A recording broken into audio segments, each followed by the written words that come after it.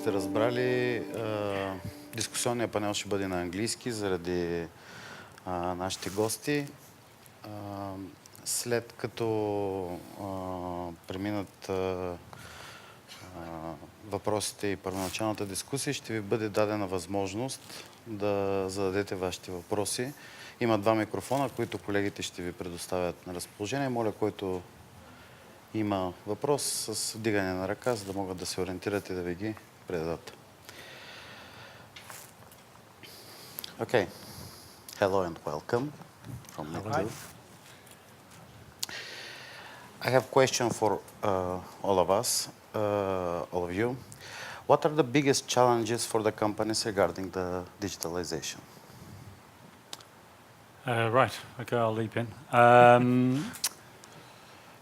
Well, there's lots of challenges, but I think, and it's probably number one is where to start. And, you know, typically people usually start, their first entrance into digitalization is having a website and maybe then starting to do transactions on the web. Some sort of e-commerce is often where companies seem to start. I think the biggest challenge, though, kind of goes back to what I presented this morning, which is actually if the foundation of your systems and processes is not digital or not designed for a digital business, then you quickly run into problems. So, you know, if your information's coming in through your e-commerce system and then you're having to manually rekey it into another system or you're having to upload it into another system or something, it breaks down very quickly. So I guess I'd say it's getting that foundation in that supports digitalization. So I think when you're talking about challenges, it also depends on what type of organization you're looking at, obviously. Smaller companies will have different challenges than larger companies, but you do see a theme throughout those different type of and sizes of organizations. I think one of the challenges that you will most likely see or most often see is a pushback sometimes from employees. People are happy being in their comfort zone, and sometimes to go through a transformation, it means change, means insecurity, means insecurity for people, and they might feel threatened. Also, I think expertise is really important and is often overseen as a possible challenge. Because a digital transformation is not something you do overnight. It needs you need experts to guide you through that process, you know, whether it's inside your own company or outside. Probably, I would say a overarching goal, setting a goal. What we often see is that the transformation or digitization starts off at one part or one division in a company, but you don't want to start just small. You need to see the point at the horizon where you're going to, and if you do not set that goal or that strategy, that global strategy up front, then you might run into problems later on during this transformation. And this is something I personally saw is running into let's say set structures within your organization. Sometimes you need to think beyond the boundaries of the divisions and the departments and see the potential of mixing it together into a new way. So I'd say those are the challenges that I think come with transformation. I can agree with this, and I can add some. For me, again, the most important thing is the organizational culture. We need to change the organizational culture. Usually, you have a way in work, and you need to change, but the change should be from top to the bottom. You need the C-level executives to change their mind and to be committed to adopt this strategy and to help the employees to also to recognize it as their purpose and their goal, so they can meet it and the whole organization will go in the right direction. This is what I think is the more important challenge. Just to change the way we think and the way we work and the processes that we used to use, and we need to change. Nothing left for me. I think I will join the strategy topic. So it's very important to start your company strategy and to align it with your IT strategy. After all, we are currently living in digital era, so you have to trust your CIO. If you don't have a CIO, you can always have a trusted advisor, external CIO or consulting company that can support you during that process. The process takes time. The process takes time, the same time that you're building your organization. It takes the same time for building also your IT architecture during this period. So yeah, the strategy is maybe the most important thing that I would see. Once you have the strategy, then you need to have an execution, because strategy without execution, of course, is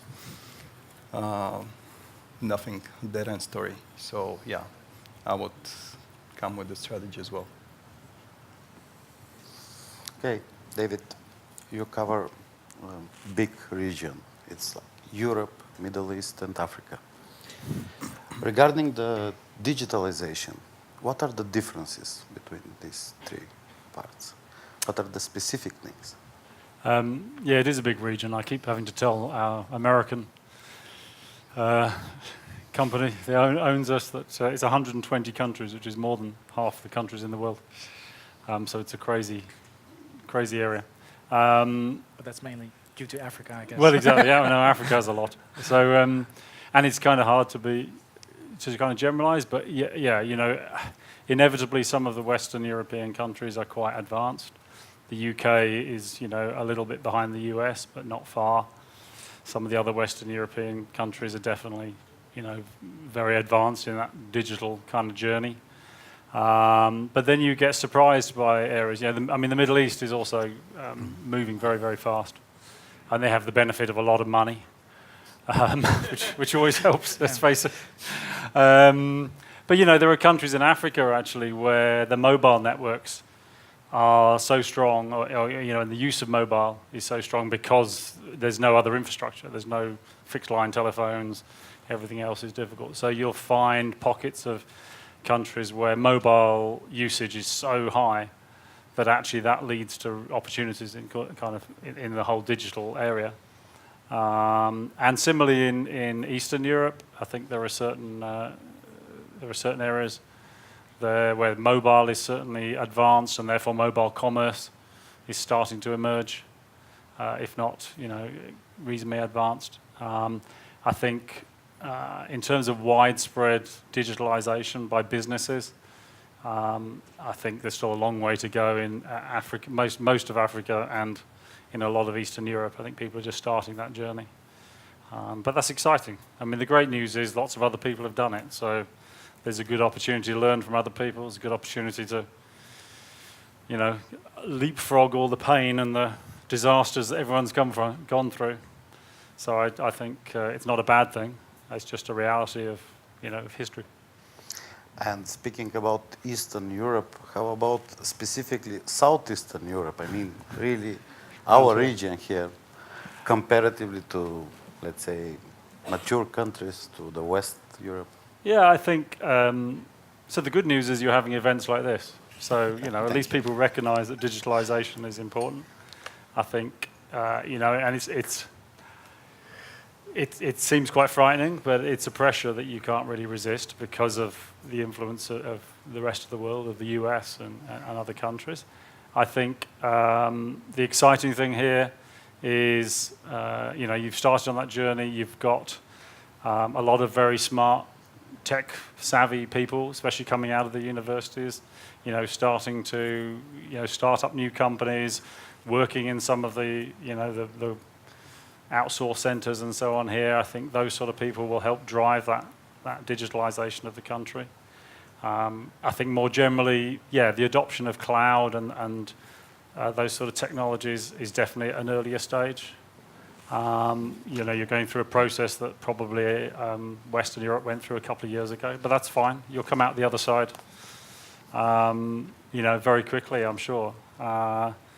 Again, there's lots of opportunities and lots of opportunities to learn as well. So I think it's an exciting time. Thank you. Can I ask you something? So you were talking about South Africa, and for instance, the mobile, and that they're really advancing and progressing, maybe even in a much more faster pace than we are here. Could that also be due to that we have mobile phones implemented like at an earlier time? So then in Africa, they don't run into all these legacy systems. And oh, definitely. Yeah. So if you go back, because I've been in business for quite a while, I remember when Eastern Europe first kind of emerged from the Soviet bloc and all of that, and the interesting challenges then. And one of the things that happened over here was that actually you got into that first generation of mobile technology faster than we did in the West, because the fixed line telephones were so terrible. I can remember trying to phone into Czech Republic or into Eastern European countries on fixed lines, and you'd have to phone 3 or 4 times before you could make a connection sometimes, and then it would drop. So actually, you kind of leapfrogged into that first generation of mobiles. And I think now, with smartphones and 4G, I mean, so far everywhere here I've had 4G today, which even in parts of London actually can be quite dodgy. And certainly outside of London is still quite difficult. So I think, in Africa and places, they've absolutely been able to advance to newer technologies quicker.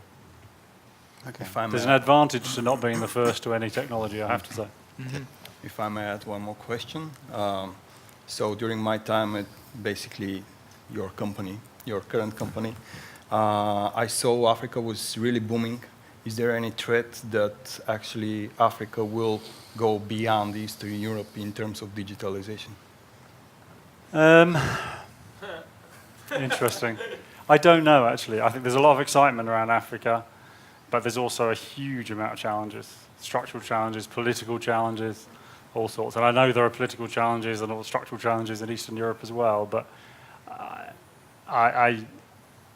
there are patches of really good opportunities and stability, but there's also lots of patches of instability.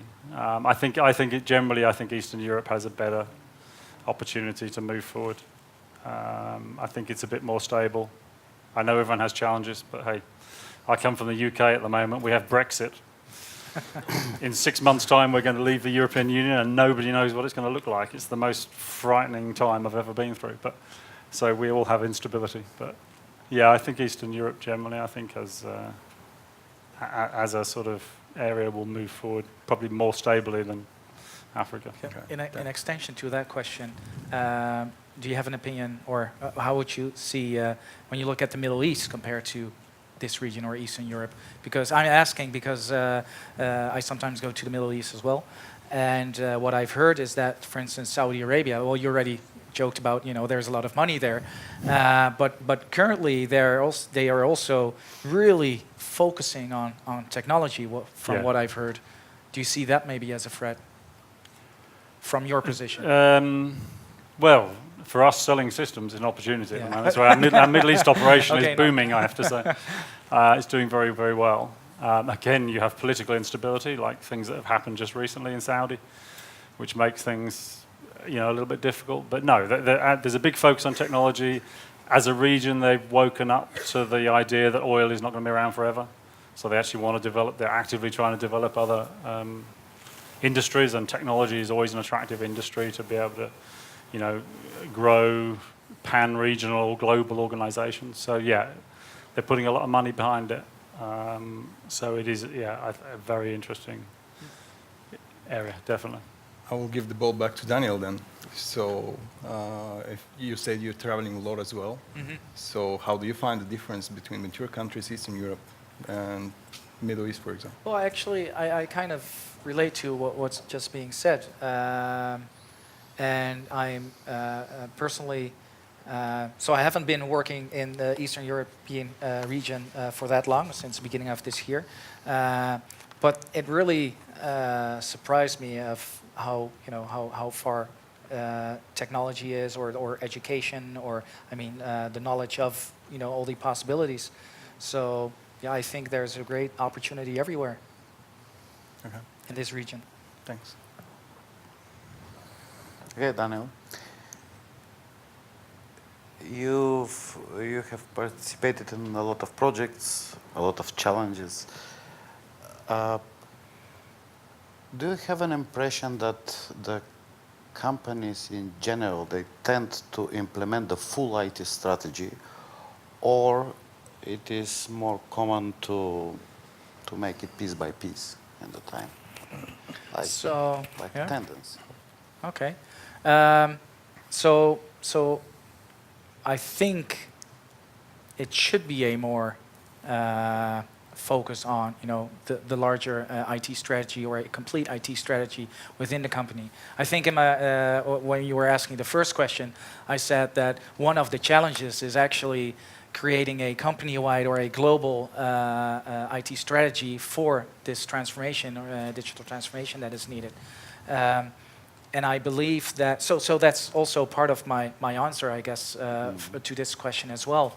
At the same time, looking at that, in order to have a successful transformation at the end of the line, when you're trying to reach that point on the horizon, I think there's a lot of opportunity for IT departments to get more involved with the business, because when you see the possibilities that lie around, and actually also linking back to the story that I was telling this morning, there's still a gap in skills on the business side within organizations, and I think IT could play a role in educating those people, or supporting them, trying to get a better understanding of what the possibilities are, and trying to get a better understanding of data literacy, and how that could come into play.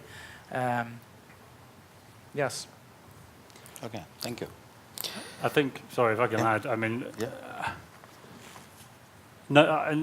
very few companies embark on a complete enterprise-wide IT transformation, and I would have to say it's a dangerous thing to do. I think what you should do, going right back to Daniel's first answer, is all about the vision. So you should have a vision for where you want to get to. You want to become a completely digital organization, or a digital-first organization, absolutely. But you then need to chop that up into bite-sized chunks and then try and achieve them, because the worst thing you can do is embark on a project that's 2 or 3 years long, with kind of no milestones in between. So even when we're implementing NetSuite, we're a company-wide system, but we don't recommend you take the whole thing in one go. You'll start with the accounting department, probably put the financials in, because then you've got the foundations to measure everything and monitor everything, and then you'll start adding things on. Unless you're starting a company from scratch, which is brilliant, knock yourself out and create a digital organization. But it's about that vision and really understanding where you want to get to, and then building the steps together. Yeah, I agree. Another question. Do you think that the companies are building their IT architecture thinking about the future need of certain kind of reporting for management or strategic purposes, or they first do some steps in IT architecture and then think how to extract data and to make reports? So I think my answer to that question, I think there are two parts to this. One is, what do I see, and what would I like to see? Yeah, exactly. So what do I see is that, and this is life, nothing is perfect. It would be perfect if the whole IT department was on one page with the business requirements. I mean, of course, up front they discuss all these things, and people most of the time know where they're developing towards. But still, you see that at least I could, name a few examples where the IT department has set a goal and is really grasping on that goal just to achieve their goal and to make sure that at the end of the year they've reached, they can, how do you call that? Tick off, thank you. Tick off all the boxes of all the things they needed to do. And then, well, I mean, the need of the business is changing, and it's changing through time. So probably IT needs to be a bit more flexible in that way as well. So the example, once I had a project and there was this very rigid IT system, a data warehouse, and everything. They were really building hard to get this completed. But at the meantime, there was another tool or a functionality that could do things much more quicker. But they said, it doesn't really fit in the picture. So again, I would like to see that it's much more merged, those two worlds. In practice, I often see, or not often, but I still see that it sometimes seems like they're two different worlds. And I think as especially in a service industry, there's an opportunity to have those two grow together, but also with the tooling that we have these days, it's much more easier to build a bridge. Yeah. Thank you. Miro, I have a question for you also. So when you develop the platform, when you implement that platform in certain business, you of course do a lot of analysis of customer needs, of their processes. You think about any possible future needs that may appear, and of course best practices for the industry. Talking to your customers, do you think that their requirements become more focused, or they're still not possible to be covered with the contemporary technology? No. Usually when we speak with our partners, especially in the beginning, they, for example, have the frame. If we want to paint a picture, they have the frame and some of the lines. We want this. They don't have the full picture yet in their mind. They're just starting to see, okay, we have this problem, and we probably will decide it with this solution. But we are not sure how exactly to be structure everything. So we start with the major things, the major questions that we need to resolve for them. And one by one, when they see the result of the first step of the project, for example, they come again and say, okay, we want something next. We want the next shape on the picture. We want the next color on the picture. And one by one, at the end, probably you will have one masterpiece. So basically, this is the usual process that we have. The client don't have the full picture at the beginning. He has only the idea of the picture, and one by one, together with him, we change it and we paint it again. So we can achieve what he really needs and what he really will like, and we will use, because if he don't like the end result, he won't use it, or the employees of his company won't use the software, so it will be pointless and the product will fail. So usually they don't know what they exactly want in the beginning, but step by step they go to what they really need. Rado, you meet a lot of customers, actually every day. What are your personal impressions for their attitude to digitalization, to digital transformation, the major concerns for customers? Well, I have two answers, one for the audience and one not. So, for me, the biggest challenge is to make the customer start sharing the information.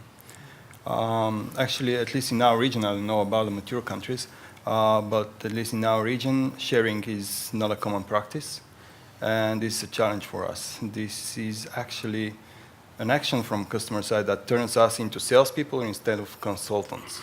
So we are calling ourselves a consulting company, and we really do want to consult. So if the customer says, well, something I wanted to share on the morning presentation, actually there are two reasons that usually the companies are investing in business software. Either they are not getting enough money, or they're losing money. So finally, finally everything can be broken down to those two reasons for an investment. And talking about investment, still in our country, in our region, not only in the country, I see that from their side, they see this still like a cost, like an expense, and they don't see the investment.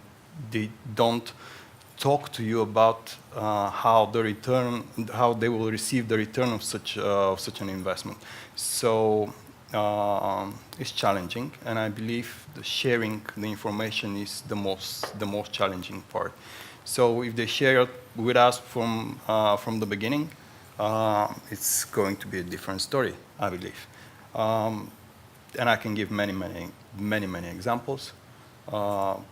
Maybe the easiest example is that I had a customer. We had been in discussion for 3 times. He said, I want to buy that software. Finally, it appeared that he had a completely different problem. That a different solution, that can be handled with a completely different solution. So I'm just not picking the phone anymore. I gave my advice 1, 2, 3 times. He failed all of those 3 times. So I'm sorry. My job is to receive your information and to make the best solution for you. Yeah. Okay. Again, general question to all of you. We speak about cloud. Cloud as a major part of digital transformation now. How you see from a customer perspective the cloud? Do you think that there are some concerns about using cloud? Maybe it's different in different regions, but still, speaking at least for myself and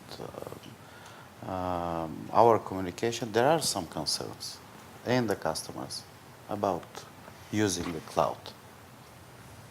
What do you think about this? Well, I can talk about this for hours, but and I've been in the cloud for a long time, as in way before NetSuite. I was involved in. I started a cloud software company in 2005, accounting software, and at the time I'd go and talk to CFOs, to finance people, about putting their accounting data in the cloud, and they'd go, "Whoa, no."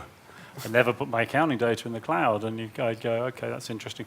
What CRM do you use? And they go, oh yeah, we use Salesforce CRM. I said, well, that's in the cloud. Yeah, but it's only our customer data. And I said, okay, so you think your customer data is less important than your finance data?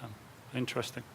But I think what the big change that happened in the US and then the UK and is happening, and you see it as a progression, is that actually what happened, the biggest thing was the Apple iPhone, to be honest. People suddenly realized the Apple iPhone was suddenly everywhere, and all the other phones, of course, Samsung or whatever, and you start talking to people and they go, well, so where are all your contacts and where's your information and how do you do your banking? And suddenly over just a small number of years, people realized that everything they did was in the cloud, and actually it was really useful. Because in the old days, when you lost your mobile phone and all your contacts went, and then you had to manually input all your contacts back into your phone, what a pain that was. But suddenly, when your contacts are in the cloud, they go, wow, that's actually really secure, isn't it? Because now I still have all that data, and I haven't lost it when I lose my phone. And then you go, yeah, let's talk about cloud now. Because, hey, it's the same principle in business as it is there. And I think over a short number of years, people suddenly became comfortable with having stuff in the cloud. And they actually realized that it was more secure than it was, as I said this morning, when it's downstairs in your IT department, you don't really know what's happening there. Let me tell you, the biggest risk to data security is your people that go in and out of the building. And actually that doesn't change whether it's in the cloud or not. So you have to do stuff there. But, whether it's about the uptime and accessibility of data or security or whatever, the reality is that actually when it's in the cloud, it really is better, it's more secure, it's more accessible. And in terms of digitalization, in my belief is that cloud is the only way to really digitalize properly. If your company systems are not in the cloud, then everything else that you put on top of that, your e-commerce systems and your mobile systems and everything, are never going to be flexible enough and responsive enough, and you're not going to change quick enough if your business isn't in the cloud. So that's a process that, as I say, the US went through, the UK and Western European countries have gone through, and I think I see here, probably you're just starting that journey, but I think you'll find when you talk to your colleagues about, what do they use today that's in the cloud, and about the sort of, people will become more comfortable with it very, very quickly, and you'll see that change. And honestly, all the security breaches and the things, if you ever hear about the horror stories, they're nothing to do with the cloud. They're to do with idiots leaving passwords around, which that works whether it's a system in-house or externally. There's lots of extra security you can put onto your systems that will cover them in the cloud or not. But the cloud itself is the basis for digitalization, I believe. Here endeth the lesson.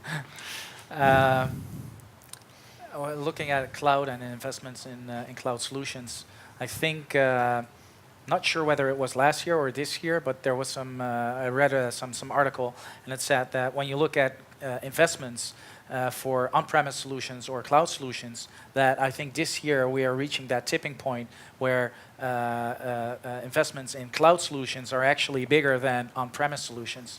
So that definitely shows a trend that organizations are really getting more faith and trust in their cloud solutions, which is good for your business, of course.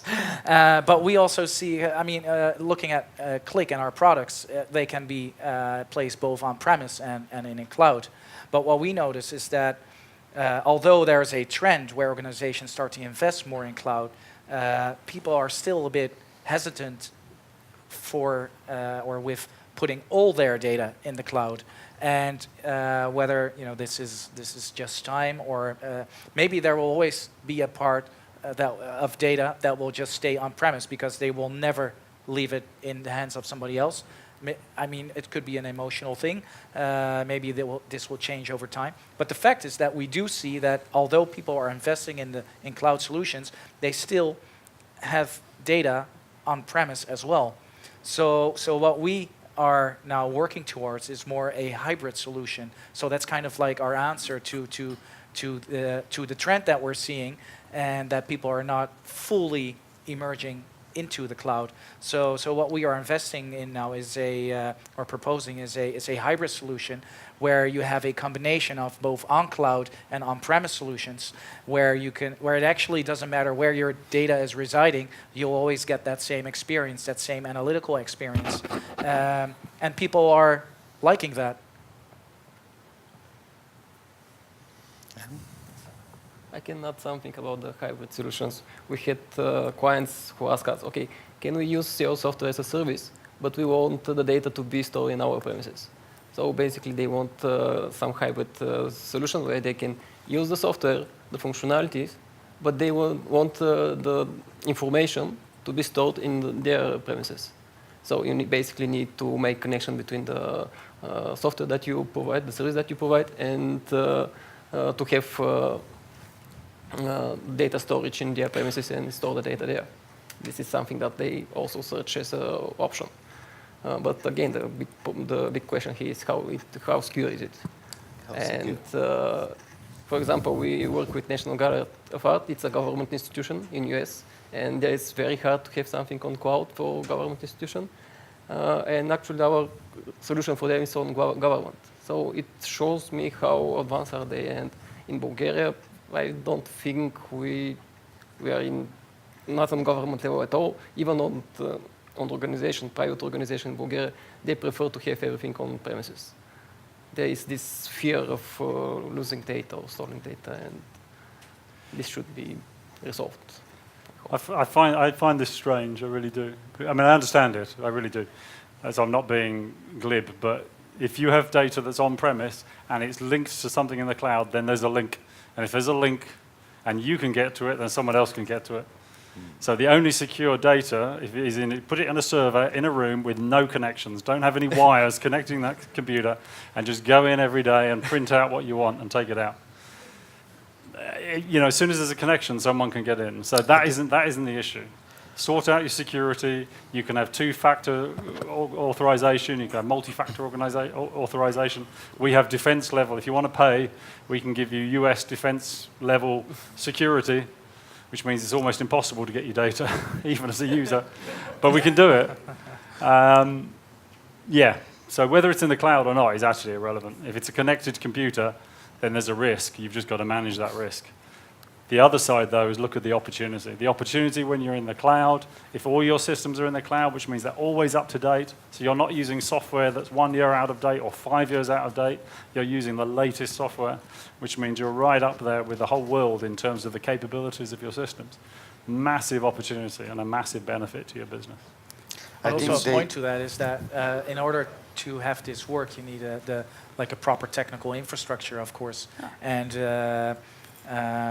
from what I understand, that this is also in Bulgaria is okay, and so that makes it possible to do it. I think they did it in Kremlin. I mean, they changed all computers with typewriters. It's like full security. A typewriter is a perfectly secure machine, absolutely. That's the way to go, apparently. But then they can listen to the sound of the... Yeah, but it differs from model to model, so okay. It's not very easy. Okay, in this perspective, when do you think the banks will move in the cloud? The banks? Oh, well, the banks are a nightmare. So, and it's not really to do with the cloud. I think the big banks, the established banks, their problem is the complexity of their systems, and the size of them is so huge, and every time they touch them, they mess it up. Legacy. Just a nightmare. We've had some huge disasters in the UK recently with the TSB Bank, for example, where all of its customer systems were offline for weeks, I think it was, because they tried to upgrade a system and they hadn't done proper testing. It's all basic IT stuff that they didn't do. The reality is, I don't know. I think some of those old banks will probably never move. They'll just die, like dinosaurs. What you have got now is challenger banks. So you've got these new banks that were born in the cloud, that are born digital. You've got mobile-only banks happening now. Monzo Bank is a new one in the UK, for example. They built their business on NetSuite, and everything is digital. You can only access it through a mobile. And I think those guys are actually just going to just overtake the old banks. And that's happening in every country. I mean, that new fintech industry that's coming along. But yeah, the old banks, my God, I mean, those mainframe systems, which were meant to have died 20, 30 years ago, are still going. It's an amazing thing to behold, but it's not... 3 years ago, in Oracle conference in, I believe, San Francisco, there was prediction that until 2025, in 10 years period, all business data will be in the cloud. What is your personal prediction on that? Well, all, of course. Almost. It was majority. Majority. Yeah, I mean, I actually think it'll be even faster. All the predictions of moving to the cloud have been beaten. And they took everybody by surprise. So I talked about starting the startup in 2005.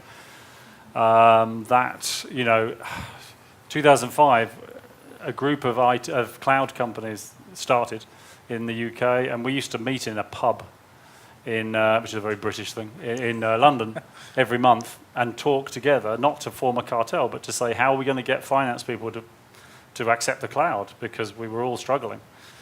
And a few years later, suddenly more and more people started doing it, and then it moved really fast. And those companies now have become Xero, which is a massive global accounting software company that does entry-level software. The company I started is Financial Force, which is the biggest accounting software company on the Salesforce platform, the whole load of other ones.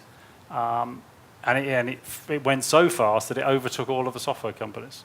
I was working for another software company in 2012 called Unit 4, which is a big global ERP company, and the market moved so fast we got left behind.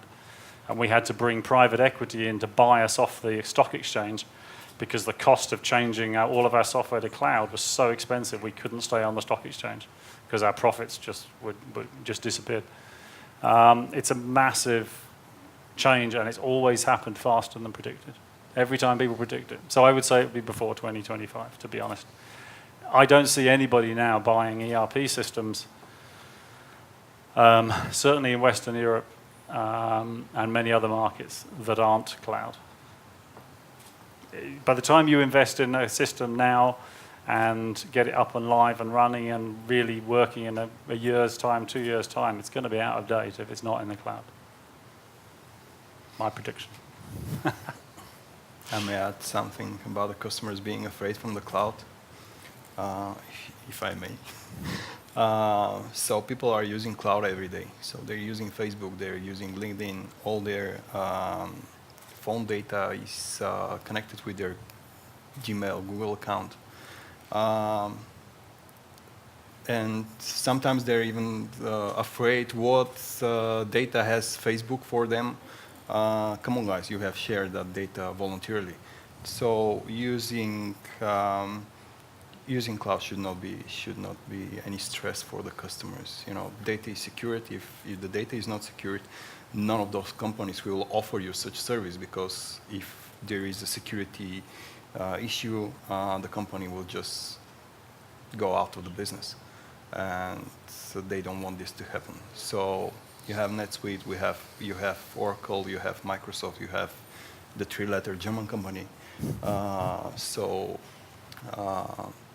Cloud is becoming something normal. We should be thinking beyond the cloud now. What is next? So, yeah. Добре. Дойде време за вашите въпроси. Както казах в началото, подсигурени са микрофони, който има желание да зададе въпрос към някой от участниците в дискусията. Може да ги зададете и на български, ние ги преведем. Okay, so maybe for all of you, have you ever implemented a system with a full transparency level? I mean, in the company, like everybody to be able to see as much as the CEO, and maybe if not, what are your best examples when the digital transformation of the company influencing the cultural company politics, like the culture in the company? Did you understand it? I think personally, I've never seen transparency on that level that you're describing.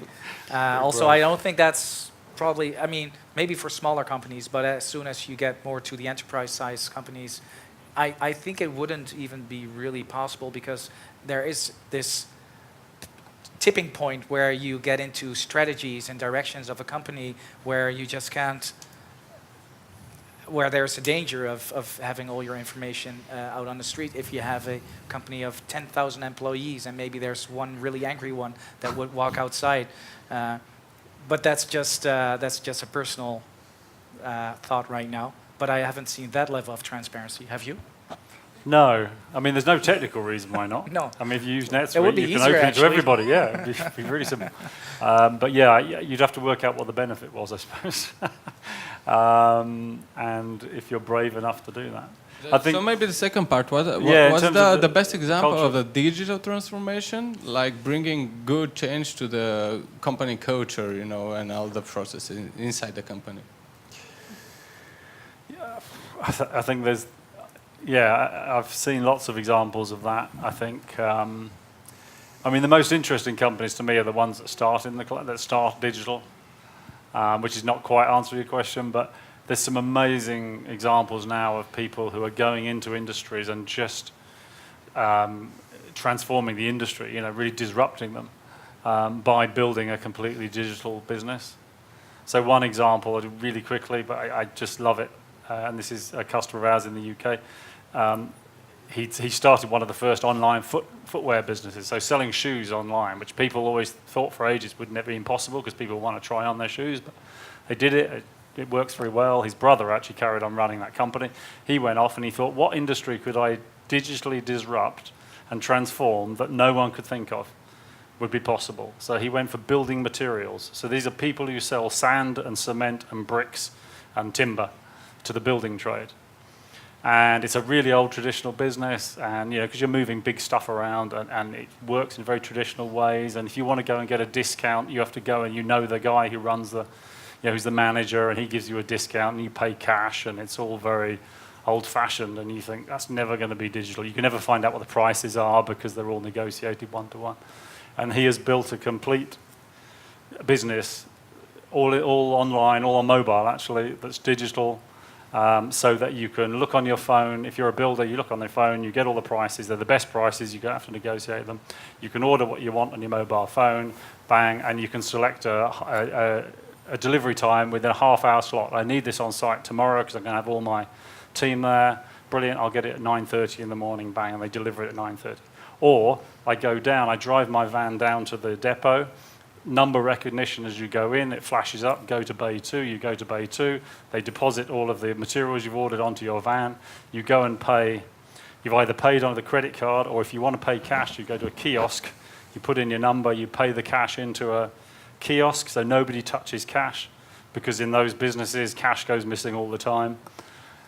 He's just completely transforming the business, turning it into a modern 21st century business from something that is actually like a 19th century business. And actually what it's done as well, he went and recruited people from the industry, but he deliberately got people who had a passion for change and were open to being, you know, doing this differently, because it's a very old-fashioned industry. And so what he's got now is his incredibly motivated workforce. This business is just disrupting a very traditional business really fast, and they're about to, they've trialed it in a couple of places, and it's about to explode. So it can have a fantastic influence on your workforce and on the business and on an industry if you get it right.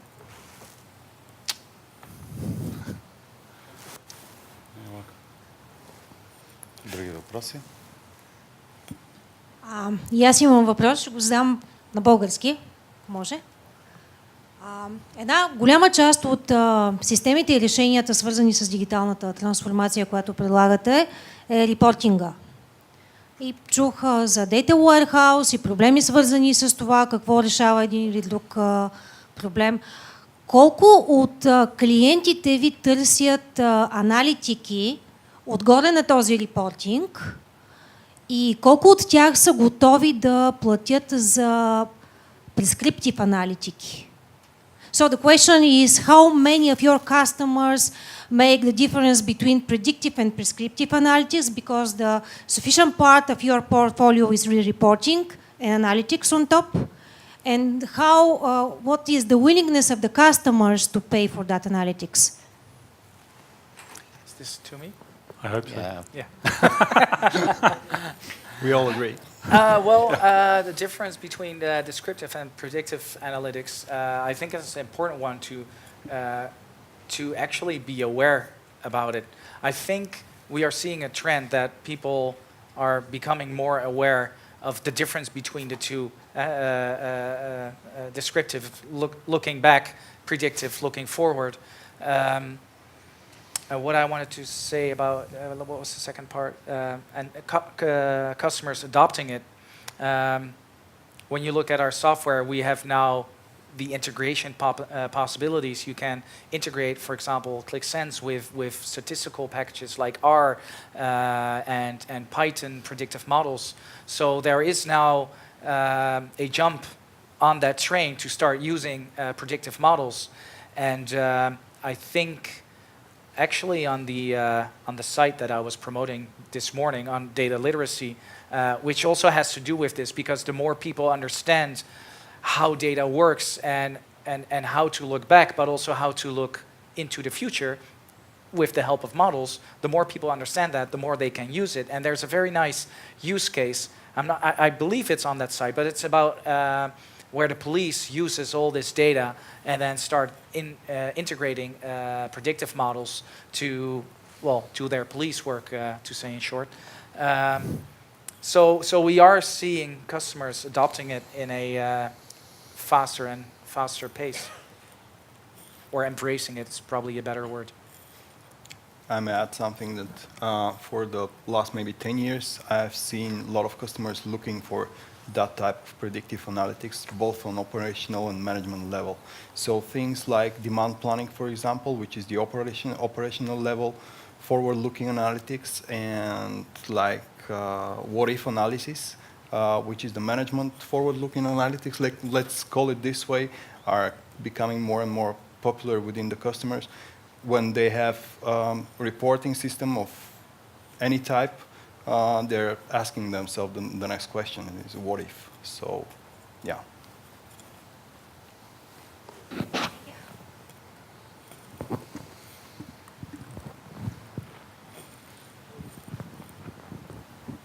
And looking back at our platform, I think that makes sense, because that enables you to answer that next question, and then dive into that, and then dynamically on those selections get into a new analysis and then ask the next question. So you get a chain of analytics.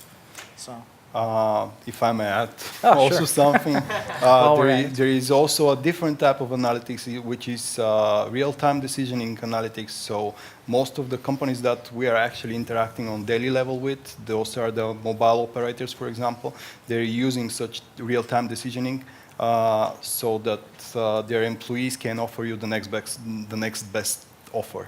So operational and management level. Well, okay. Implementing is a different story, the process. But anyway, they're looking for such type of solutions, and they're implementing it.